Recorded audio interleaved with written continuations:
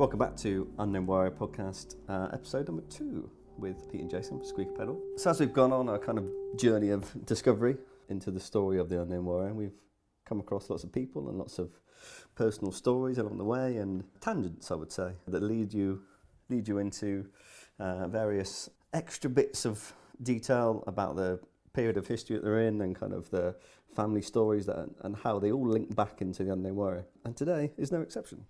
Yes, we are delighted to have on the podcast today historian and author Mark Scott. His book, Among the Kings, The Unknown Warrior, An Untold Story, is due to be released on the 5th of November by Colour Point Books. We met Mark quite early on within our own sort of research into the story, and little would we know the journey that we would go on in relation to new discoveries, new information, and fascinating new insights into the whole story. It's been a privilege to get to know Mark and to participate and help out a little bit in his research, I think. So we thought it would be very pertinent to bring him on the podcast. So start us off then, Mark. So give us a bit of a précis then about kind of, obviously we're talking about Jimmy Scott and kind of how you kind of came across his whole story and how that kind of, how that kind of started you off on this whole Unknown Warrior quest. Yeah, well, thank you guys for having me on the podcast. What started my side of the story really stemmed from a trip that I'd planned to take to the Somme way back in spring of 2012. Now, I had no or very little knowledge of the First World War then, and literally the day before I was due to go, I was talking to a relative, and she happened to say, "Oh, you're going to France and Belgium, are you going to your great-grandfather's grave?" And I looked at her puzzled, and she said then, "Oh, Jimmy Scott, he's your great-grandfather." And there'd been a lot of twins in my family, and as I was growing up, it's fair to say I was a bit confused about who people were at certain times, because they all looked the same. But she pointed out in no uncertain terms who Jimmy Scott was, and he was my great-grandfather. At that point, I had believed he was a great-uncle, but I was quite violently corrected. And it was pointed out to me that he had fought at the Somme and that he was buried in Belgium.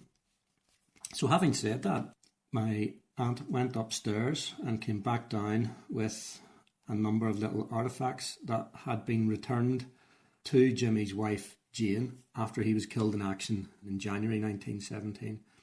And there were his 2 Boer War medals. He had served in the South African War in the Royal Irish Fusiliers.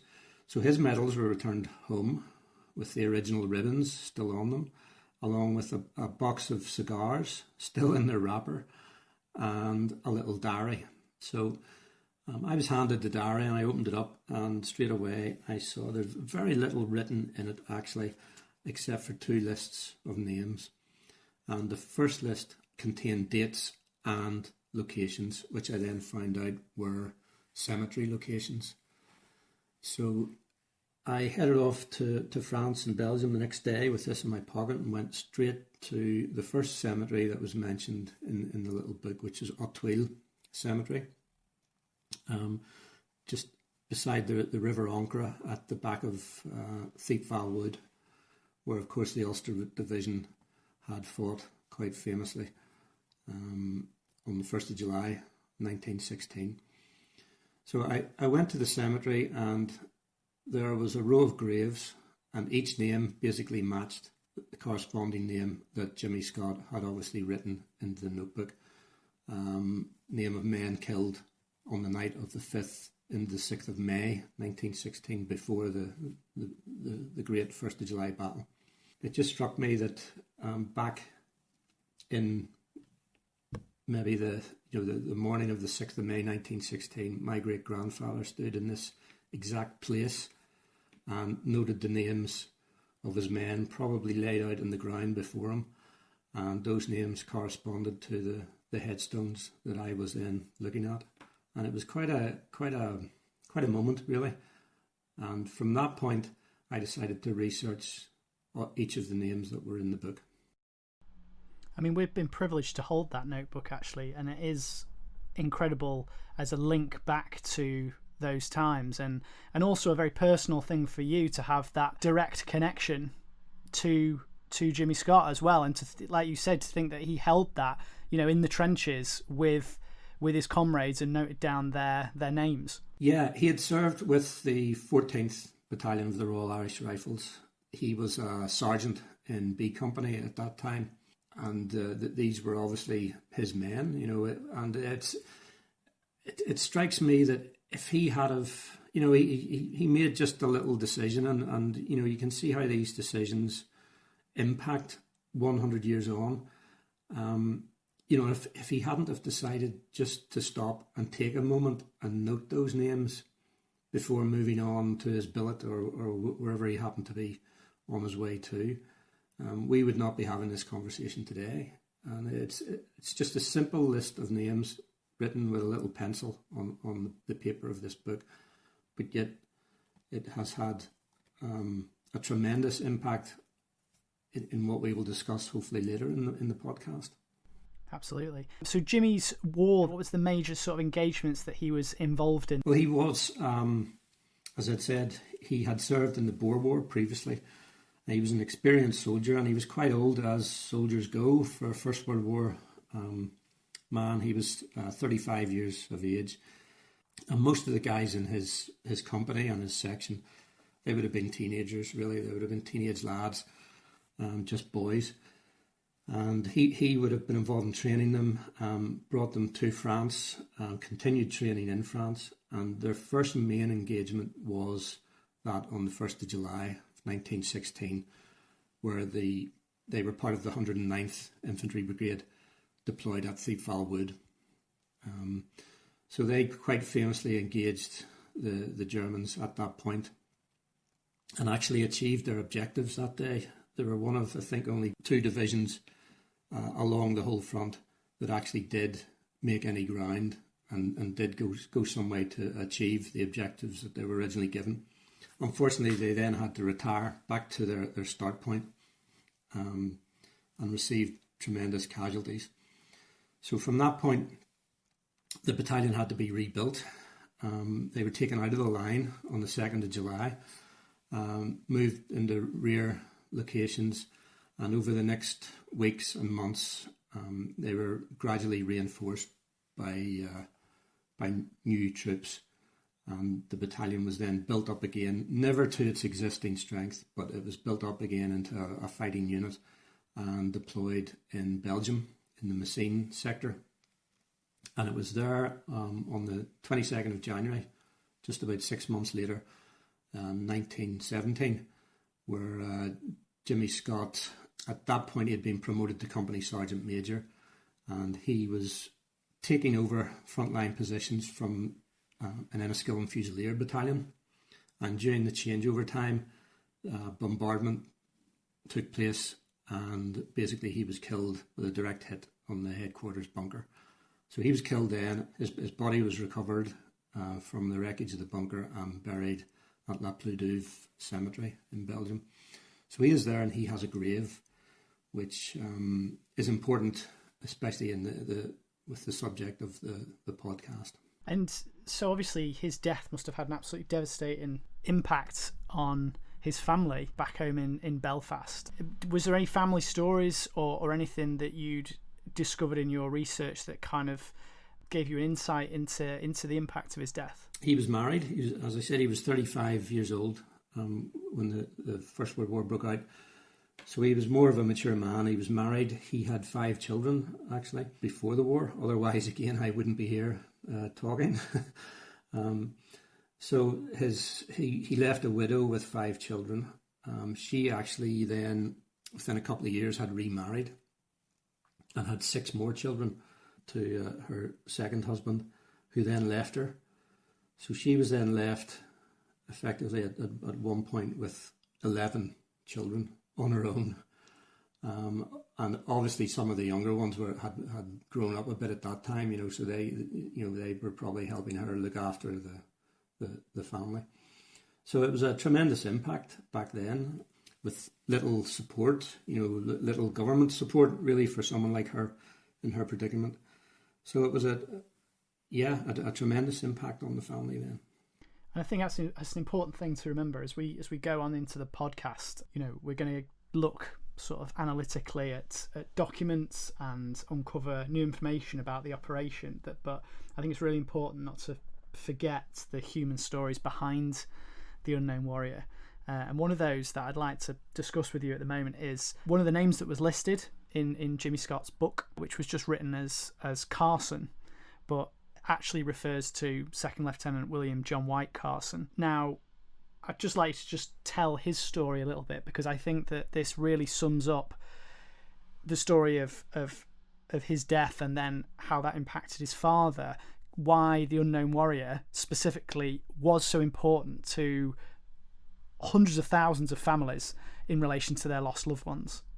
Yeah, the story's heartbreaking, not just, as you point out, not just because Lieutenant Carson was killed. It is the impact really of his death and the nature of his death and, the actions subsequent to his death really that tell the story. Basically, he enlisted in September 1914. He enlisted as a private, but very quickly then he was commissioned and was appointed as a second lieutenant to the 14th Royal Irish Rifles. He was a Belfast man. His father, also called William Carson, lived in Belfast and had an estate agency company. So young William Carson was involved in that business. He was a second lieutenant in A Company in the 14th Battalion, and on the 1st of July he went over the top with the company, and basically from about 10 p.m. that night was never seen again. He was listed as missing in action. So I obtained his file, his officer's file, from the public records at Kew, and in it there is a record of correspondence back and forward from his father, and it is heartbreaking, and it goes on for years. And basically his father would not accept until the bitter end, if you like, that his son was actually dead, and he hung on to the fact that he had been reported as missing. So some of the correspondence, it's between his father and a department called C2, Casualties Branch of the War Office. And you can see how the letters, the official side of the letters, if you like, on the one hand they can be quite cold, and they don't commit themselves really to any detail. They can't, I suppose. But then you have Mr. Carson's replies, which are far from cold, and are really quite from the heart and emotional. And it is interesting when you try and read between the two. But to give the official side their due, that they did follow up every lead that Mr. Carson gave them. And basically what happened was, some weeks or probably months after the 1st of July, Mr. Carson began to receive visits by wounded soldiers who were back home recuperating and had served with his son. So that they called to talk to him. But two lads arrived along with a captain called Stanley Monard. Now, Captain Monard was one of the two officers that left the battlefield with the remains of the battalion on the morning of the 2nd of July 1916. It was Captain Monard, who himself was actually wounded, but remained in his command, along with another captain called Hogg. And those two men basically led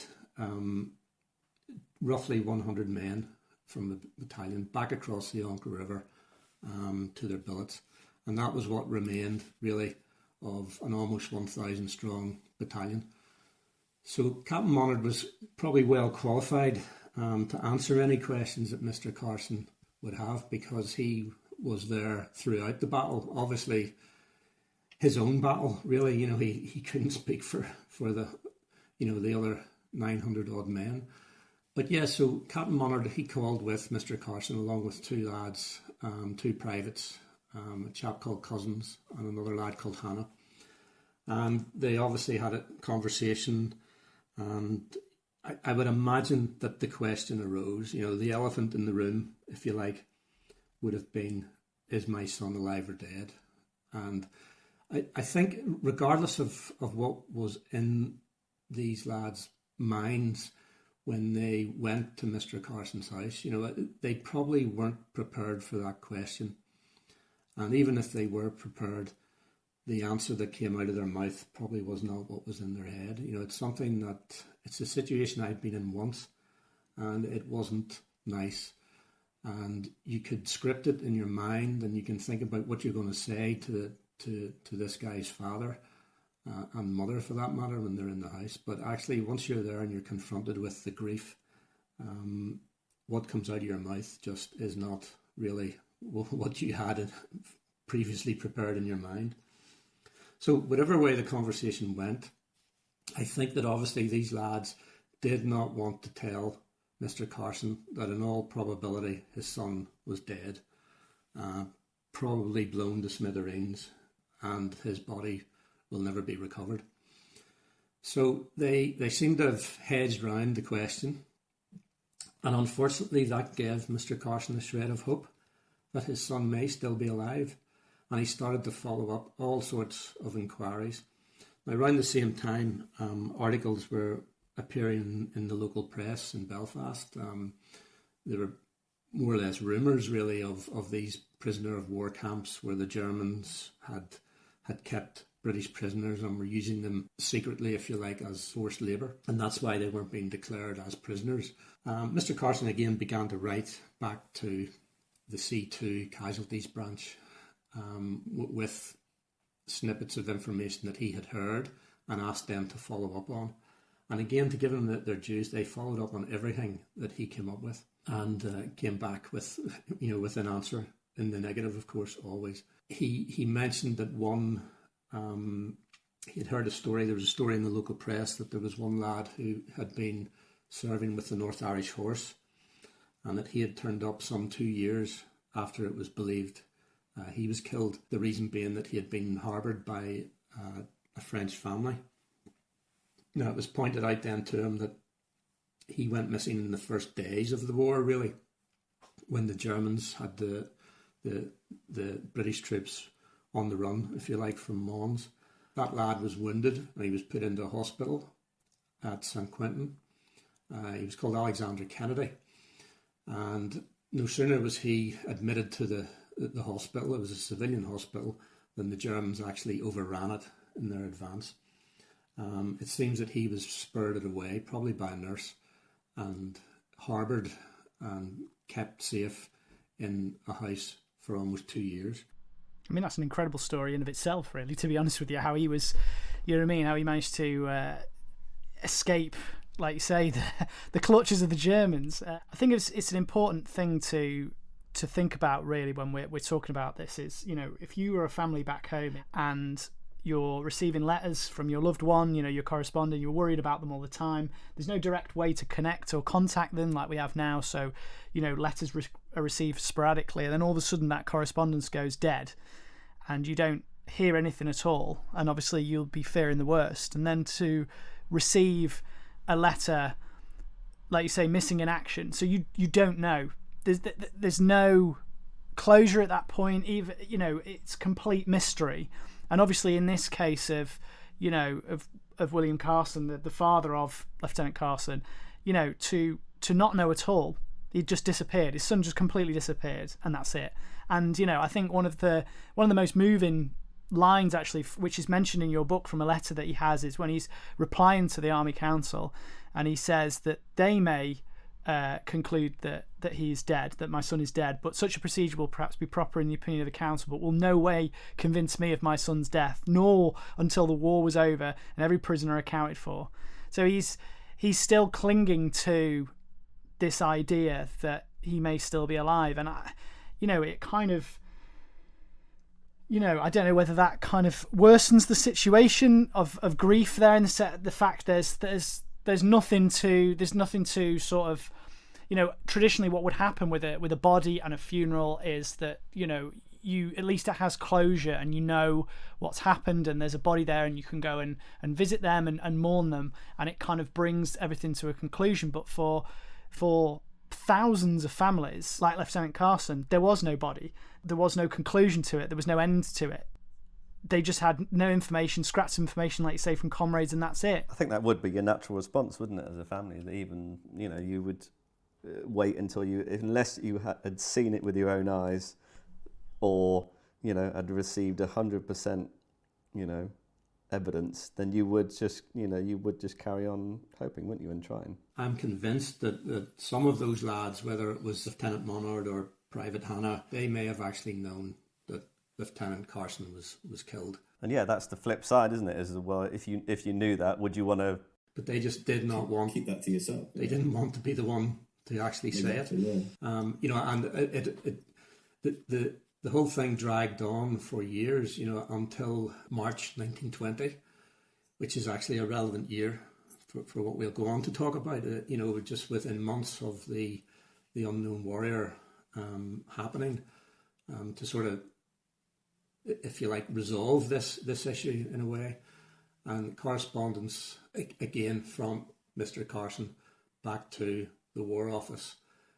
He finally, if you like, accepts and to some degree his son's death, and he states, and I quote, "Sir, referring further to yours of July last, has any information been received directly on or through Mr. McElrath's mission relative to my son?" Now, that was a mission set up by a lady called Adelaide Livingstone, who had contacts in France and Belgium. A number of people, they tried to establish as best they could records of soldiers who had died or who were missing and then found, and things like that. So he had asked that this inquiries be made with this mission. So I'll continue, and I quote, "It seems strange that the War Office never received any information regarding him. The 3rd German trench, in which my son was last seen at 10:30 p.m. on the 1st of July 1916, was never out of British hands. Private Hannah of my son's platoon saw and spoke to him at 10:30 p.m. and subsequently received a wound, from which he lay where he fell till Sunday afternoon, when the British removed him and cleaned up the trench. Hannah asserts my son was undoubtedly taken prisoner. I would gladly know the worst, and it's really mistaken kindness by friends to withhold information should the worst have happened. I shall be glad of any information the War Office may have received lately. Should no tidings be forthcoming, I suppose the Army Council will presume he is dead and will so advise. Poor lad." So that was the final piece of correspondence, and there he intimates that perhaps Private Hannah may not have told him the full story. And as a result of that, the matter dragged on in his head, if you like, right up until the middle of 1920. And he never had a body to go to. As far as we're aware, William Carson's body was never recovered.